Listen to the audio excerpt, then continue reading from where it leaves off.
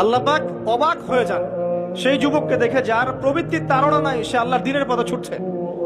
এই যুবককে দেখে আল্লাহ পাক অবাক হয়ে যান এবং তার দোয়া যেভাবে কবুল হবে, একজন মানুষ যার পাক কবরে অলরেডি চলে গেছে তার দোয়া কি সেভাবে কবুল হবে?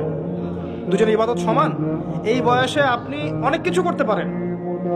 আপনি চাইলে এখন বড় সন্ত্রাসী হতে পারবেন, বড় জেনাকারী হতে পারবেন, আপনি চাইলে টিকটক সেলিব্রিটি হতে পারবেন, আপনি চাইলে এখন আরো আরো খারাপ লাইনে যে মাদক সেবন করতে পারবেন, 30-40টা গার্লফ্রেন্ড চেঞ্জ করতে পারবেন, আপনাকে কেউ বাধা দিবে না।